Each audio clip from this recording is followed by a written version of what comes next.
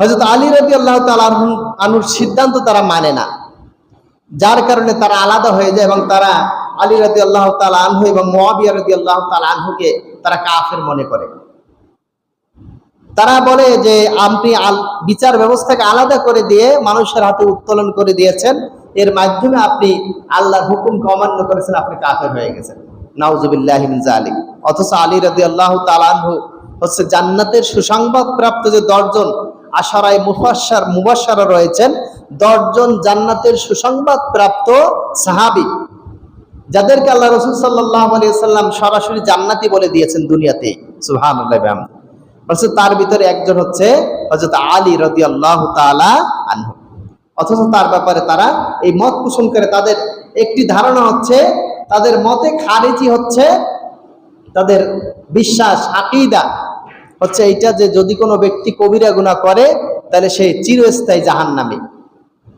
অথচ কবিরা গুনাহের ব্যাপারে বলা হচ্ছে যদি কেউ কবিরা গুনাহ করে, করার পরে সে যদি তওবা করে আল্লাহ তাআলা তাকে মাফ করে দেন। সুবহানাল্লাহ।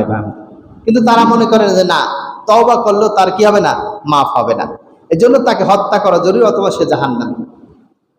এর ঘটনাকে কেন্দ্র করে যে কয়েকটা বিষয় এসেছে, আল্লাহ রাসূল সাল্লাল্লাহু আলাইহি ওয়াসাল্লামের একটি হাদিস আছে, আমাদের আবির্ভাব ঘটবে, তারা কোরআন পাঠ করবে, কিন্তু সেই কোরআন তেলাওয়াত তাদের স্কন্ধের বাইরে উঠবে না, এই নিচেই থেকে যাবে। এটাকে উপলব্ধি করার মতন যে জেহেন শক্তি তা তাদের থাকবে না, এবং তারা ইসলাম থেকে বেরিয়ে যাবে যেমন তীর শিকারীর ভিতর থেকে এফোড় ওফোড় বের হয়ে যায়।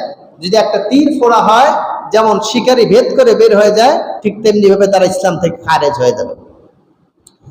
আল্লাহ রাসূল সাল্লাল্লাহু আলাইহি ওয়াসাল্লাম এ ব্যাপারে কি করেছেন, আগের থেকেই সংকেত দিয়ে গেছেন।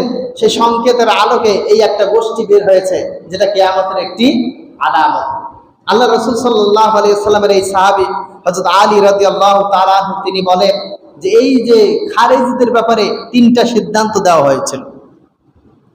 1 নম্বর সিদ্ধান্ত ছিল যে তাদের মসজিদে আসতে নিষেধ করা হবে না, তারা মসজিদে আসবে, নামাজ পড়বে, কিন্তু তাদের বাধা দেওয়া হবে না।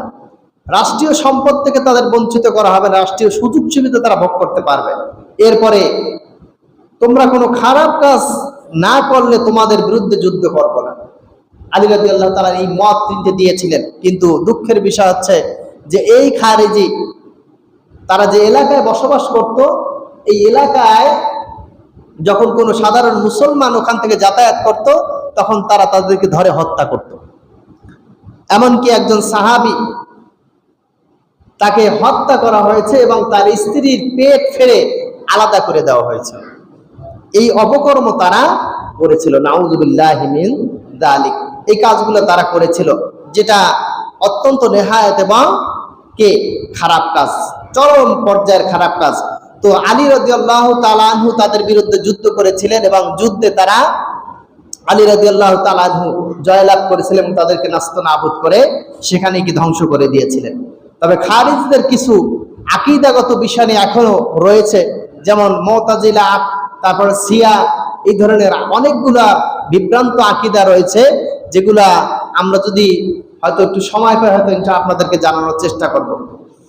সম্মানিত হাজির, এরপরে আরেকটি আলামত হচ্ছে যে ভণ্ড নবীদের আবির্ভাব হবে।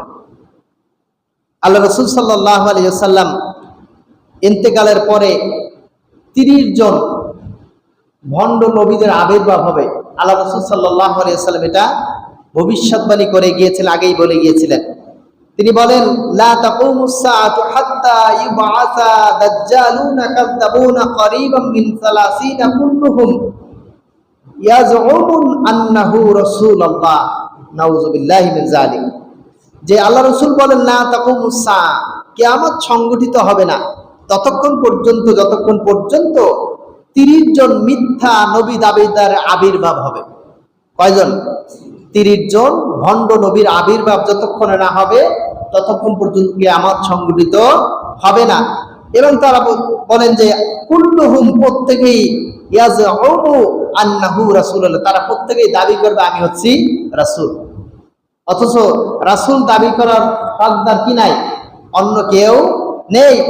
অন্য জায়গায় আল্লাহ রাসূল সাল্লাল্লাহু আলাইহি ওয়াসাল্লাম বলেছেন যে লা তাকুমুস সাআতু হাত্তা তুলহিকা ক্বাবাইলু মিন উম্মতি বিল মুশরিকিনা ওয়া হাত্তা ইয়াবুদুল আসনানু ওয়া ইন্নাহু সায়াকুনু ফি উম্মতি 30 কাযযাবুনা কুল্লুহুম ইয়ালজুমু ইয়াজউমু আন্নাহু নাবিয়্যা ওয়া আনা খাতামুন নাবিয়্যিনা লা নাবিয়্যা বাদি। আল্লাহ রাসূল সাল্লাল্লাহু আলাইহি ওয়াসাল্লাম বলেন যে কিয়ামত ততক্ষণ পর্যন্ত সংঘটিত হবে না যতক্ষণ পর্যন্ত যে একটি দল আমার উম্মতের মধ্যে থেকে একটি দল মুশরিকদের সাথে হাত মিলাবে।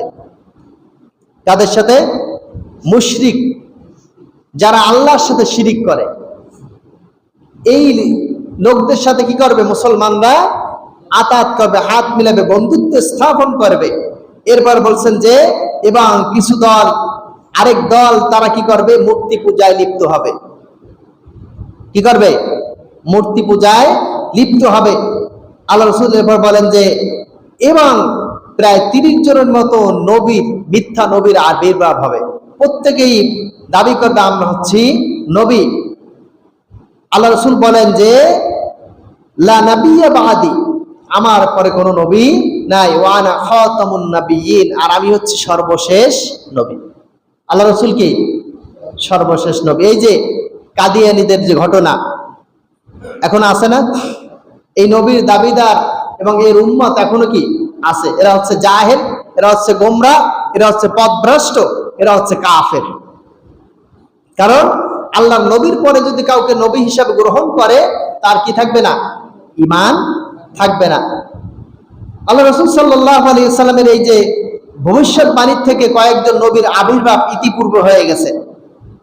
তার ভেতরে আমি কয়েকজনের নাম বলছি। এক নম্বর হচ্ছে আল আসওয়াদ আল আনাসি।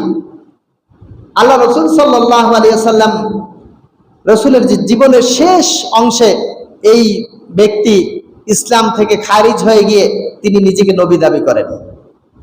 এবার এটা ছিল ইয়ামিনের ঘটনা। সেখানে তিনি অনেক তার আত্মীয় স্বজন দিয়ে অনেককে তিনি মোটামুটি তার উম্মত বানিয়েছিলেন, তার পক্ষে নিয়ে গিয়েছিলেন। এই কথা আল্লাহ রাসূল সাল্লাল্লাহু আলাইহি ওয়াসাল্লামের কানে যাওয়ার পরে আল্লাহ রাসূল সাল্লাল্লাহু আলাইহি ওয়াসাল্লাম ইয়ামিনবাসীদের উদ্দেশ্যে চিঠি লিখলেন। লেখার পরে তারা জানিয়ে দিলেন যে আল্লাহ রাসূল সাল্লাল্লাহু আলাইহি ওয়াসাল্লামের পক্ষ থেকে জানানো হলো যে এরা যে নবীর দাবিদার হয়েছে ইনি হচ্ছে মিথ্যা নবী, তোমরা এদেরকে বয়কট করো। তারপরে তিনি তাদের মধ্য থেকে যারা ছিলেন তারা ব্যাগে চলে আসছে, ঈমান এনেছে আবার আল্লাহ রাসূলের পরে। এরপরে ওই যে ভণ্ড নবী তার স্ত্রীর কর্তৃক তিনি নিহত হন, তার স্ত্রী তাকে হত্যা করে। এই স্ত্রীকে আবার জোর করে তাকে বিবাহ করা হয়েছিল। তার আগের স্বামীকে হত্যা করেছিল এই ভণ্ড নবী, হত্যা করে তাকে জোর করে বিবাহ করেছিল। এই মহিলাই আবার এই লোকটাকে হত্যা করেছিল। এই ছিল একজন। এরপরে আরেকটা ছিল তুলাইহা বিন খুয়াইলিদ আসাদি। এই একজন ভণ্ড নবী ছিল, যেই ভণ্ড নবী পরবর্তীতে শাহাদত বরণ করেছিল। অর্থাৎ এই ভণ্ড নবী দাবিদার হওয়ার পরে তাকে যখন বুঝানো হলো, বুঝানোর পরে সে ভালো হয়ে গিয়েছিল এবং আবার পুনরায় ইসলাম গ্রহণ করেছিল। সর্বশেষ তিনি একটি যুদ্ধে, অর্থাৎ নাওয়াওয়াদ্দান একটা যুদ্ধ ছিল, সেখানে তিনি যুদ্ধরত অবস্থায় শাহাদত বরণ করেন। 3 নম্বরে ছিল মুসাইলামাতুল কাযযাব। এটাও ছিল আল্লাহ রাসূল সাল্লাল্লাহু আলাইহি ওয়াসাল্লাম ইন্তেকালের পরে হযরত আবু বকর রাদিয়াল্লাহু তাআলা আনহুর শাসন আমলে এই মুসাইলামাতুল কাযযাব তিনি ভণ্ড নবীর দাবিদার হয়েছিলেন। এই মুসাইলামাতুল কাযযাব যখন নবী দাবি করলো তখন হযরত আবু বকর রাদিয়াল্লাহু তাআলা আনহু একটি যুদ্ধের প্রস্তুতি নিলেন এবং সেই যুদ্ধটার নাম ছিল ইয়ামামার যুদ্ধ। এই ইয়ামামার যুদ্ধে অসংখ্য হাফেজে কোরআন শহীদ হয়েছিল এবং সেখানে তাকেও হত্যা করা হয়েছিল। এরপর হচ্ছে সাজ্জা বিনতে আল হারিস আল তাগলিবিয়া।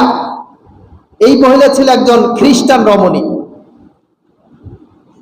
এই খ্রিস্টান রমণী ছিল, ইনি একটা পর্যায়ে এসে আল্লাহ রাসূলের ইন্তেকালের পরে তিনিও ভণ্ড নবীর দাবিদার করেন, তিনিও নিজেকে নবী দাবি করেন। এর সাথে হচ্ছে পরবর্তীতে আবার মুসাইলামাতুল কাযযাবের সাথে এর বিয়ে হয়।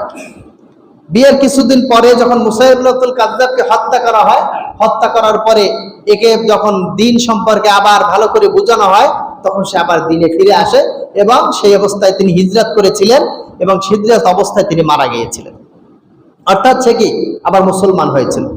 এরপর 5 নম্বর আছে আল মুখতার বিন আবি উবাইদা আস-সাকাফি। ইনি হচ্ছে আত্মপ্রকাশ ঘটে সাহাবাদের পরবর্তী যুগ অর্থাৎ তাবিঈনদের যুগে। আল্লাহ রাসূল সাল্লাল্লাহু আলাইহি সাল্লাম 3টি যুগকে উত্তম বলেছেন, খায়রুল কুরুনি করনি সুম্মাল্লাযীনা ইয়ালুনাহুম সুম্মাল্লাযীনা ইয়ালুনাহুম। আল্লাহ রাসূল বলেন 3টা যুগ হচ্ছে সর্বোত্তম যুগ।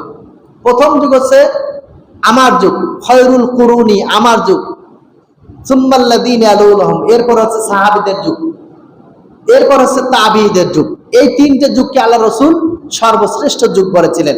তো এই তাবিঈদের যুগে হচ্ছে এই ভণ্ড নবীর আবির্ভাব হয়েছিল। এ হচ্ছে যে দাবি করত যে তার কাছে জিবরিল আসতো এবং তার কাছে ওহী নাজিল করত। আল্লাহ রাসূল সাল্লাল্লাহু আলাইহি সাল্লামের যে সাহাবীদের যে তাবিঈ ছিলেন তারা তাকে হত্যা করে। এরপর আছে হারিস বিন সাঈদ আল কাযযাব, এই আরেকজন ভণ্ড নবী যে নবুয়তের দাবিদার করেছিলেন। আল্লাহ রাসূল সাল্লাল্লাহু আলাইহি সাল্লামের সাহাবীরা একেও হত্যা করেন। সর্বশেষ হচ্ছে গোলাম আহমদ কাদিয়ানী, যেটার আলোচনা আমরা কম বেশি সবাই জানি। গোলাম আহমদ কাদিয়ানী হচ্ছে ইন্ডিয়ায় ভারতের তিনি বসবাস করতেন, যিনি দেওবন্দে লেখাপড়া করেছেন। তাহলে লেখাপড়া যেখানেই করুক না কেন মানুষের ঈমান যাইতে কি সময় লাগে না। আমরা জানি যে কয়েকদিন আগে আমি বলেছিলাম যে কাবা শরীফের একজন ইমাম ছিলেন, সেই ইমাম কি হয়েছে, সে মোরতাদ হয়ে গেছে, কাবা শরীফের মতন ইমাম। আরেকজনের নাম বলেছিলাম আব্দুল্লাহ ইবনে মাসউদ, উনি হাফেজ, মাওলানা, মুফতি, বাংলাদেশের একজন, তিনি মোরতাদ হয়ে গেছেন। তাহলে মানুষের ঈমান রাখা বড় কি কঠিন কাজ বর্তমানে। আল্লাহ রাসূল বলেছেন যে শেষ জামানায় এমন হবে যে আঙ্গার, জ্বলন্ত আঙ্গার মানুষ হাতে নেওয়াটা যতটা সহজ হবে, ঈমান রাখাটা তার চেয়ে কঠিন হবে। এখন ঈমান আছে, সন্ধ্যায় ঈমান থাকবে না, সন্ধ্যায় ঈমান ছিল, সকালে তার ঈমান থাকবে না। এমন একটা সময় আমরা কি অতিবাহিত করছি। এই মুসাইলামাতুল কাযযাব প্রায় 100 বছর আগের এই আবির্ভাব হয়েছিল। সে 1908 সালে এই কাদিয়ানী হচ্ছে চ্যালেঞ্জ করেছিল সানাউল্লাহকে, অর্থাৎ যিনি একজন আল্লাহওয়ালা মানুষ ছিলেন, অমৃতস্বরূপী ছিলেন তিনি। তার সাথে বাহাস হয়, বাহাসের একটা পর্যায়ে যে গোলাম আহমদ কাদিয়ানী তাকে বদদোয়া দেয়, বদদোয়া দেয় যেন সে অসুস্থ রোগা হয়ে যেন আমার জীবদ্দশায় মারা যায়। এই গোলাম আহমদ যখন এই ধরনের অভিশাপ দিল, আল্লাহ তাআলা তার জন্য উল্টা কবুল করে নিলেন। অভিশাপের যে সিস্টেম হচ্ছে, আপনি যাকে অভিশাপ দিবেন, এই অভিশাপের উপযুক্ত যদি সে না হয়, ওই অভিশাপ ফিরে এসে আপনার গায়ে লাগবে। এটা হচ্ছে অভিশাপের সিস্টেম। কেউ অভিশাপ দেওয়ার ক্ষেত্রে অবশ্যই চিন্তা ভাবনা করে দিতে হবে। তো যে অভিশাপ যখন দিল, তার ঠিক 1 বছর পরে সে অসুস্থ হয়ে পড়ল এবং তার কলেরা রোগ হইল। কলেরা রোগে তার কথা মতো সব এলোমেলো হয়ে গেল এবং শেষ পর্যন্ত সে বাথরুমে পড়ে মারা গেল। এই জালিম যে মোটামুটি এই ছিল কি প্রায় 7 জনের আবির্ভাব হয়েছে, হয়তো আরো এখন হয়ে গেছে আমাদের জানা নেই। তো এই যে ভণ্ড নবীর আবির্ভাব হচ্ছে কিয়ামতের আলামত সমূহের অন্যতম একটি আলামত। সম্মানিত হাজিরিন, এরপর হচ্ছে নিরাপত্তা ও সমৃদ্ধির প্রসার হবে, এটা একটা কিয়ামতের আলামত। আল্লাহ রাসূল সাল্লাল্লাহু আলাইহি ওয়াসাল্লাম যখন মদিনায় ইসলামী রাষ্ট্র স্থাপন করেছিলেন, আল্লাহ রাসূল এই ব্যাপারে ভবিষ্যৎবাণী করেছিলেন যে ধৈর্য ধারণ করো, এমন একটি সময় আসবে যখন একটা নারী রাস্তা দিয়ে হেঁটে যাবে, রাস্তা দিয়ে কি হেঁটে যাবে, মাইলের পর মাইল হেঁটে যাবে, কিন্তু তাকে টাচ করার মতন, তার দিকে কুদৃষ্টি দেওয়ার মতন কোনো পুরুষ খুঁজে পাওয়া যাবে না। একটা মানুষ সম্পদ নিয়ে রাস্তা দিয়ে হেঁটে যাবে, লক্ষ লক্ষ স্বর্ণ, দিনার, মুদ্রা নিয়ে চলে যাবে, কিন্তু তার কাছ থেকে ছিনিয়ে নেওয়ার মতন কোনো দুঃসাহস কোনো ব্যক্তিকে পাওয়া যাবে না। ঠিক আল্লাহ রাসূল সাল্লাল্লাহু আলাইহি সাল্লাম যখন মদিনা রাষ্ট্র কায়েম করেছিলেন, এই রাষ্ট্রে যখন মানুষ চলাফেরা করত অবাধে, তার কোনো ভয় ছিল না একমাত্র হিংস্র জানোয়ার ছাড়া, জীব জানোয়ার ছাড়া তাদের কোনো কি ছিল না, ভয় ছিল না। আল্লাহ রাসূল বলছেন আর একটা ভয় ছিল, সে হচ্ছে পথ হারিয়ে যাওয়ার। এই ভয় ছাড়া সাধারণ কোনো রাহাজানি, লুটতারাজ, ছিনতাই, ধর্ষণ এই ধরনের কোনো কি ছিল না, ভয় ছিল না। আল্লাহ রসুলের সেই সময়টা কেটে গেছে। আল্লাহ রসুল সাল্লাল্লাহু আলাইহি ওয়াসাল্লাম বলেন যে ইয়া আদি হাল রাআইতাল হিরাতা কুলতু লাম আরাহা ওয়া কাদ আনবাত আনহা ক্বালা ফা ইন তালাত বিকা হায়াতুন লিতুরাইয়ানা আযীমাতুন তারতাহিলু মিনাল হিরাতি হাত্তা তাফুতা বিল কাবা ওয়ালা তাখাফু আহাদুন ইল্লাল্লাহ। হযরত আদি রাদিয়াল্লাহু তাআলা আনহুকে উদ্দেশ্য করে আল্লাহ রাসূল বলেন, হে আদি, তুমি কি আল হিরা এটাকে দেখেছো? আল্লাহ রাসূলের জবাব, আল হিরা ছিল কুফা থেকে 3 মাইল দূরে ইরাকের একটি জায়গার নাম। কুফা থেকে 3 মাইল দূরে একটি জায়গার নাম ছিল আল হিরা। আদি বললেন যে না, আমি তো এটা কখনো দেখি নাই, তবে এর নাম শুনেছি। আল্লাহ রাসূল বললেন যে তাহলে তোমার যদি হায়াত দীর্ঘ হয়, তুমি যদি বেঁচে থাকো, তাহলে তুমি দেখতে পারবা যে এমনই একটি সময় আসবে যখন একজন মহিলা, সুন্দরী মহিলা, সে হিরাত থেকে মক্কার উদ্দেশ্যে রওনা হবে, মক্কায় তওয়াফ করে সে আবার বাড়ি ফিরে যাবে, কিন্তু তার কোনো সমস্যা তৈরি হবে না। সুবহানাল্লাহ, কোনো ভয় থাকবে না। আল্লাহ রাসূলের এই সময়টা কি অতিবাহিত হয়ে গেছে, এটাও কি কিয়ামতের আলামত সংঘটিত হয়ে গেছে।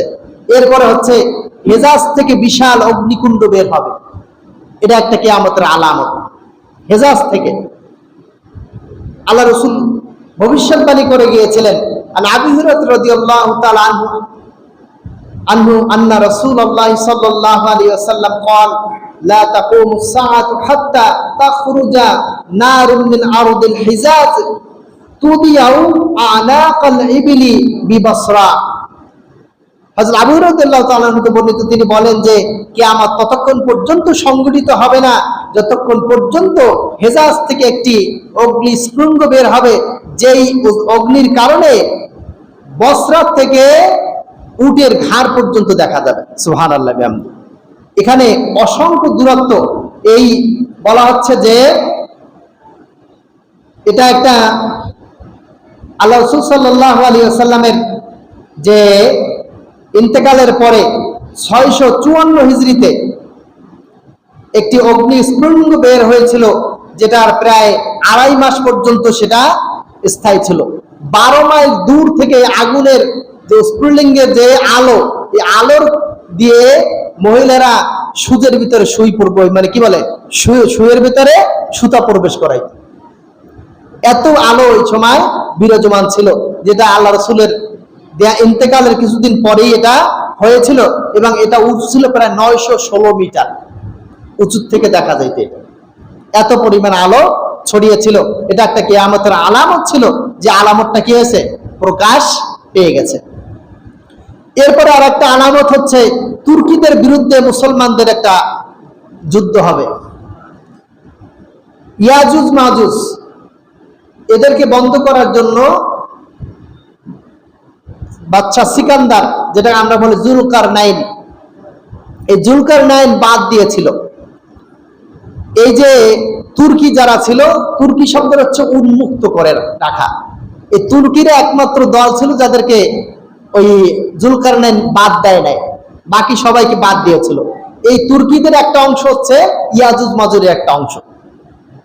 বলছে যে এদের চেহারা হচ্ছে টকটকে লাল হবে, এবং এরা সাইজে একটু খাটো হবে, আর নাকটা একটু কি হবে, চ্যাপ্টা হবে। বলে এই ধরনের লোকদের মাধ্যমে কি হবে, একটা যুদ্ধ হবে। যে যুদ্ধটা হচ্ছে অলরেডি হয়ে গেছে, এটা হচ্ছে কিয়ামতের আলামতের সমূহের মধ্যে অন্য একটি আলামত, যেটা হচ্ছে 656 হিজরি মোতাবেক 1258 খ্রিস্টাব্দে মুসলমানদের সাথে আগ্রাসন চালিয়েছিল, গণহত্যা চালিয়েছিল মঙ্গোলীয়রা। মঙ্গোলিয়ার তাতার এক গোষ্ঠী ছিল, এই গোষ্ঠীরা মুসলমানদের উপর আক্রমণ করে তাদেরকে ব্যাপকভাবে ক্ষয়ক্ষতি করেছিল। কিন্তু পরবর্তীতে তারাই আবার কি হয়েছিল, দল দল বেঁধে তারা মুসলমান হয়ে গিয়েছিল। ইসলামের ইতিহাস পড়তে গেলে এটা আপনারা পাবেন, যে সুযোগ থেকে পড়ে নেবেন। এরপর হচ্ছে যে আল্লাহ রাসূল সাল্লাল্লাহু আলাইহি ওয়াসাল্লামের ভবিষ্যৎবাণী হচ্ছে চাবুক দ্বারা আঘাতকারী অত্যাচারী ব্যক্তিদের আবির্ভাব হবে, আত্মপ্রকাশ ঘটবে, যে যারা সবসময় লাঠি যাদের সাথে থাকবে, সবসময় লাঠি পেটা করতে থাকবে মানুষকে, সবসময় মানুষের উপর জুলুম নির্যাতন করতে থাকবে। এর কয়েকটা অর্থ করেছেন। একটা অর্থ সরাসরি যদি আমরা চাবুকের দিকে যাই, তাহলে আমরা দেখবো যে ইংরেজ শাসন আমলে তা ওরা কি করতো, চাবুক মারতো মানুষদেরকে। এই উপমহাদেশে যারা ছিল তাদের উপর চাবুক পিটা করতো, তাদের উপর জুলুম নির্যাতন চালাতো। আবার যদি অন্য অর্থে যাই, যে মানুষকে জুলুম নির্যাতন করবে বেশি বেশি করে, শাসক গোষ্ঠী যারা থাকবে তাদের ক্ষমতার অপব্যবহার তারা করবে, যেটা আমরা সারা দুনিয়া ব্যাপী আমরা দেখতে পাচ্ছি। মাইট ইজ রাইট, জোর যার মূল্য তার, ক্ষমতা প্রয়োগ, যে যত ক্ষমতা বেশি প্রয়োগ করতে পারে, যে যত বেশি জুলুম করতে পারে, সেই সেরা। আমেরিকা হচ্ছে সবচেয়ে বড় জুলুমবাজ বিশ্বের, কারণ এ পর্যন্ত মুসলিম রাষ্ট্রগুলো তারাই কি করেছে, ক্ষতিগ্রস্ত করেছে। ইরাকে তারা জঘন্যতম হত্যাকাণ্ড তারা চালিয়েছে। এরপরে এখন যে এই যে ইসরায়েলে যেটা হচ্ছে ফিলিস্তিনের উপরে, এই ইসরায়েল হচ্ছে আমেরিকার সহযোগিতায় তাদের টোটাল অস্ত্র তারা ব্যবহার করে ইসরায়েলদের উপরে কি করছে, ইসরায়েলিরা ফিলিস্তিনের উপরে অত্যাচার চালাচ্ছে। তাহলে কি জোর যার মূল্য তার, এই জমানা চলছে। চাবুকের ভাষায় তারা কথা বলছে। আগের শাসক চাবুকের কথাকে ভাষায় কি কথা বলতো না, মানুষের ন্যায্য অধিকার দিয়ে তারা কি করত, সুযোগ সুবিধা দিয়ে তারপরে তারা শাসন করত। আর এখন কি শোষণ করে, নিজের পকেট ভারী করে। একটা সময় মানুষ রাজনীতি করত কিসের জন্য, মানুষের উপকারের জন্য, জনগণের কল্যাণের জন্য রাজনীতি করত। আর এখন রাজনীতি করে কি জন্য, পকেট ভরার জন্য। যার কারণে ছোট্ট ছোট্ট একটা পদের নির্বাচনের জন্য লক্ষ লক্ষ কোটি টাকা উপরে দিয়ে তারপরে আসতে হয়। এটা আগে ছিল না। রাজনীতি এখন কি নোংরা একটা পরিবেশ তৈরি হয়ে গেছে। যাই হোক, এই যে আল্লাহ রাসূল সাল্লাল্লাহু আলাইহি ওয়াসাল্লাম বলেছেন যে ইয়াকুনু ফি হাযিল উম্মতি ফি আখিরিজ জামানি রিজালুন মাআহুম আসিয়াতুন কাআন্নাহা আযনাবুল বাকারি ইয়াকদুনা ফি সাখাতিল্লাহি ইরুহুনা ফি গাদাবিহি। আল্লাহ রাসূল সাল্লাল্লাহু আলাইহি ওয়াসাল্লাম বলেছেন, আমার উম্মতের শেষ জামানায় কিছু ব্যক্তির আত্মপ্রকাশ ঘটবে, যারা কি করবে, ষাঁড়ের বা গরুর লেজের মতো এক প্রকার চাবুক থাকবে, সকাল সন্ধ্যা তারা তার যে অধীনস্থ আছে তাদের উপর প্রহার করতে থাকবে। সেটা কি এখন আমরা কম বেশি আগেও টের পেয়েছি। সেই ব্রিটিশদের শুরু করে এখন পর্যন্ত সেই একই অত্যাচারে আমরা অত্যাচারিত। আমরা কারো দ্বারা কি নাই, সুখ পাচ্ছি না। সাধারণ মানুষ যারা, সবাই তাদেরকে চাপে, সবাই, যে যখন ক্ষমতা আসে তখন তারাই চাপে, সবাই তো হাজির, চেপে চেপে তাদের কাছ থেকে কি মোটামুটি যা বের করা দরকার বের করে নিয়ে যায়। এই হচ্ছে তাদের অবস্থা। আল্লাহ রাসূল বলছেন যে তাদের উপরে আল্লাহ তাআলা লানত বর্ষিত হবে। এটা যারা করবে তাদের উপর কি বর্ষিত হবে, আল্লাহ তাআলা লানত, আল্লাহ তাআলা অভিশাপ অনবরত বর্ষিত হতে থাকবে। তাহলে যার উপরে আল্লাহ তাআলা গজব নাজিল হয়, তা কি একটা সময় এমন একটা রূপ ধারণ করে যে তাদেরকে দুনিয়ার থেকে অপমান, অপদস্থ, জিল্লাতির জীবন দিয়ে আল্লাহ তাআলা দুনিয়া থেকে বিদায় করে দেন। আল্লাহ তাআলা দুনিয়ার থেকে ফিরআউনকে ক্ষমতা দিয়েছিলেন, দুনিয়ায় বসেছে তার ইশারায় নীল নদের পানি চলাফেরা করতো কিনা। আল্লাহ তাআলা তাকে প্রচন্ড ক্ষমতার মালিক তাহলে বানিয়ে দিয়েছিলেন, যে তুই চালা, কতদিন চালাবি। 450 বছর পর্যন্ত সে মানুষের উপরে জুলুম নির্যাতন করেছে। এরপরে তাকে কি, যেই নদীর জোয়ার ভাটা তার ইশারায় হতো, আল্লাহ তাআলা সেই নদীর ভিতরে তাকে চুবাই আল্লাহ তাআলা মেরেছেন। এটা আল্লাহ তাআলা কুদরত। নমরুদকে আল্লাহ তাআলা ক্ষমতা দিয়েছিলেন, ব্যাপক ক্ষমতার মালিক দিয়েছিলেন, কিন্তু আবার কি তাকে ছোট্ট একটা মশা দিয়ে তাকে দুনিয়া থেকে বিদায় করে দিয়েছেন। এটা হচ্ছে আল্লাহ তাআলার খেলা। আল্লাহ তাআলা মানুষকে ক্ষমতা দেন পরীক্ষা করার জন্য, অন্য কোনো কারণে না। কেউ ক্ষমতা পেয়ে এর সঠিক ব্যবহার করে আল্লাহর রহমত পায়, দুনিয়ার মানুষের দোয়া পায়। আবার কেউ কেউ ক্ষমতা পেয়ে আল্লাহর গজব পায়, পাশাপাশি দুনিয়ার মানুষের অভিশাপ পায়, যার কারণে মরে গেলেও বলে আলহামদুলিল্লাহ। বলে কিনা বলেন? আবার কিছু কিছু মানুষ মরে গেলে চোখ মানে জানে না, কিন্তু শব্দ যখন কর্ণকুহরে যখন ঢোকে অজান্তেই চোখ থেকে পানি ঝরে যায়। এটা কি? মোহাব্বত, ভালোবাসা।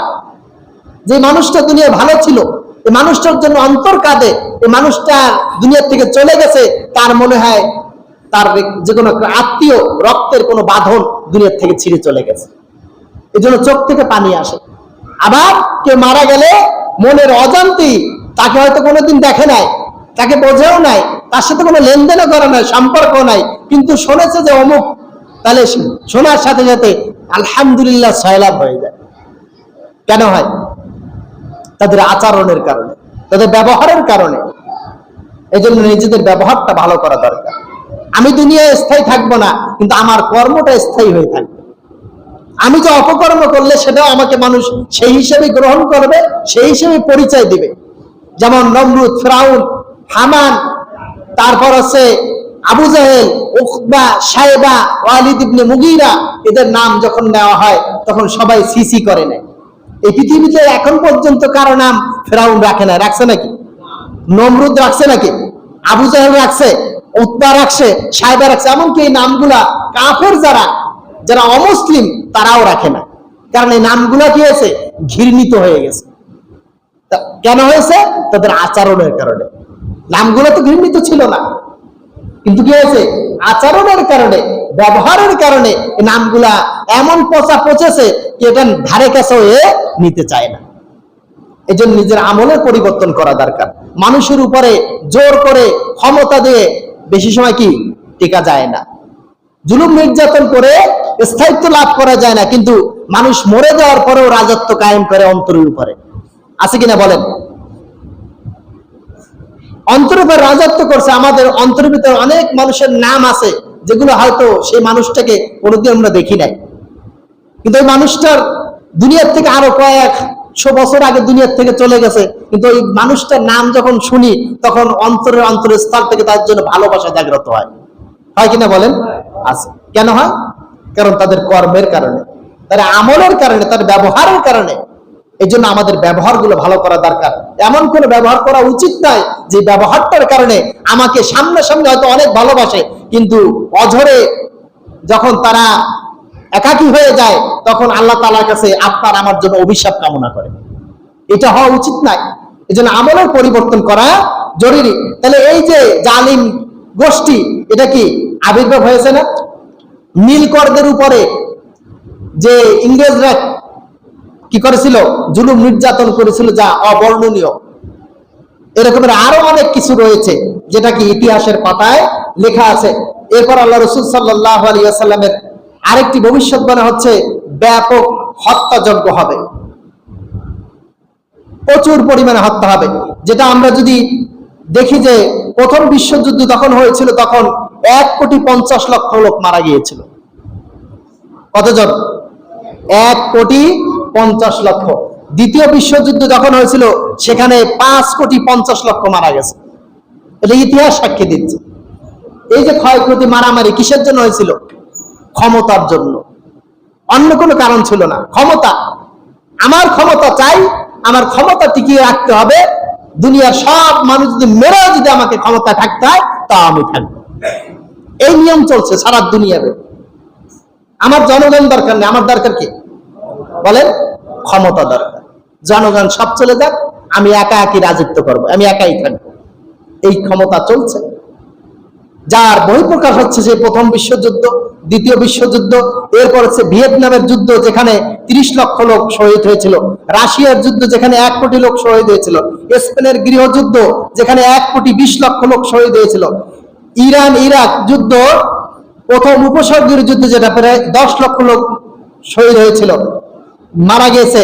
এরপর ইরাকের আগ্রাসন, এ পর্যন্ত প্রায় 10 লাখের বেশি লোক নিহত হয়েছে।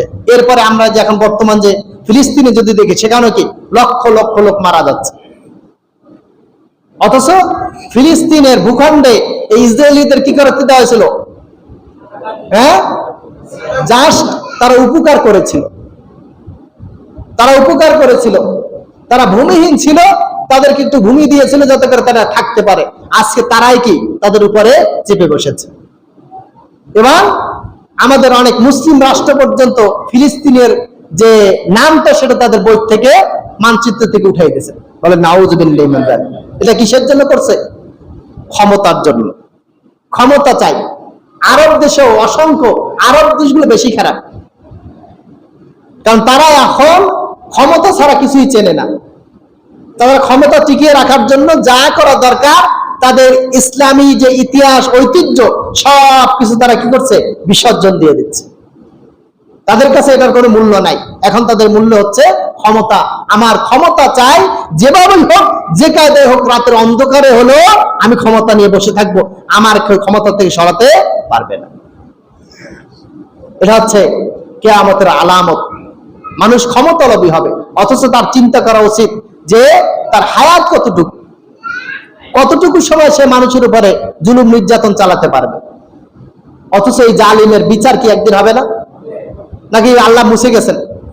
দুনিয়ায় দেখেন, আপনি আমি জুলুম নির্যাতন সহ্য করতে করতে একটা সময় বলে যাই, স্বাভাবিক হয়ে যাবে, কিন্তু আল্লাহ তাআলার রেকর্ড থেকে কি মুছে যাবে? হ্যাঁ, মুছে যাবে না। আল্লাহ তাআলার রেকর্ডে থেকে যাবে। আল্লাহ তাআলার রেকর্ড ধরে ধরে আল্লাহ তাআলা বিচার করবে। ফামাহিলিল কাফিরিন আমহিলহুম রুয়াইদা। আল্লাহ তাআলা বলছেন যে কাফেরদেরকে একটু দাও, সময় দাও, যেহেতু তারা দুনিয়ায় একটু আনন্দ করতে চাচ্ছে, করুক, এইটুকু সময় দেব। আর এর মাধ্যমে কি হবে? এর মাধ্যমে কিছু মানুষ শহীদ লাভ করবে, কিছু মানুষ শহীদ হবে।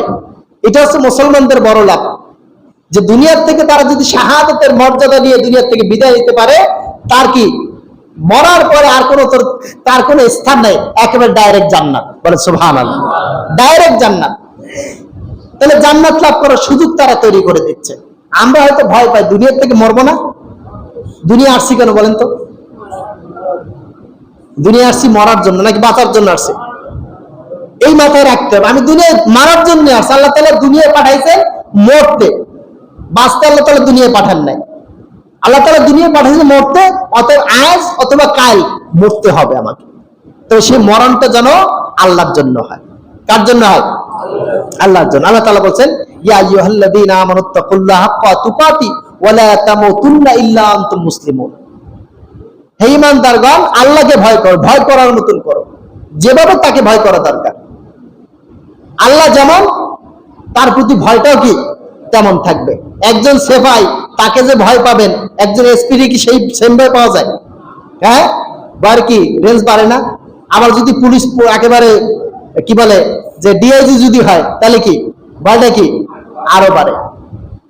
তো বলছে সব ডিআইজির বড় ডিআইজি, সব পুলিশের বড় পুলিশ, সব রাজার বড় রাজা কে?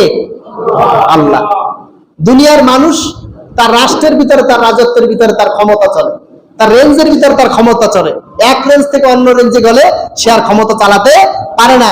এই বাগের খুলনার এসপি, তিনি যে কি বাগেরহাটের মাতুব্বরি করতে পারবেন না। ওই বাগেরহাটের এসপির সাথে সমন্বয় করে তার মাতুব্বরি করতে হবে নাকি? বাংলাদেশের প্রধানমন্ত্রী, তিনি ক্ষমতা তার বাংলাদেশে চালাতে পারবেন, ভারত থেকে তার ক্ষমতা চালাতে পারবেন না। ভারতের যে প্রধানমন্ত্রী আছে তার সাথে সমন্বয় করে তার ক্ষমতা চালাতে হবে। তার যদি সুবিধা মনে করে তাহলে সে ক্ষমতা চালাতে দেবে, সুবিধা মনে না করলে বলবে তুমি ব্যাগান ব্যাগেস, তুমি বাড়ি চলে যাও, আমার এখানে তোমার মাতুব্বরি করার কোনো দরকার নাই। কিন্তু আল্লাহর ক্ষমতা কোন জায়গায়? হ্যাঁ, বলে যেখানে দেখি সেখানেও তার ক্ষমতা চলে, যা আমরা কোনোদিন দেখি না, দেখার কল্পনাও করি না, সেখানেও তার ক্ষমতা চলে। তো সেই আল্লাহ তাআলার ক্ষমতা বাইরে যাওয়ার কোনো সুযোগ আপনার আমার কারো নাই। আল্লাহর ক্ষমতার ভিতরে আমরা আছি, আল্লাহর রেঞ্জের ভিতরে আমরা আছি। আল্লাহর রেঞ্জের বাইরে যাওয়ার কোনো ক্ষমতা কারো নাই। তো সেই আল্লাহ তাআলা কি করেছেন? এগুলো সব রেকর্ড করে রাখছেন, একেবারে পাই টু পাই আল্লাহ তাআলা বুঝিয়ে দেবেন। ফামাইয়া আমাল মিসকালা যাররাতিন খায়রান ইয়ারা ওয়া মাইয়া আমাল মিসকালা যাররাতিন শাররান ইয়ারা। ভালো কাজ যদি অনুপরিমাণ হয়, সেটাও আল্লাহ তাআলা প্রতিদান দিয়ে দেবেন, একেবারে পাই টু পাই হিসাব করে। আবার খারাপ যতটুকু করেছেন সবটুকু আল্লাহ তাআলা কি পাই টু পাই বুঝিয়ে দেবেন।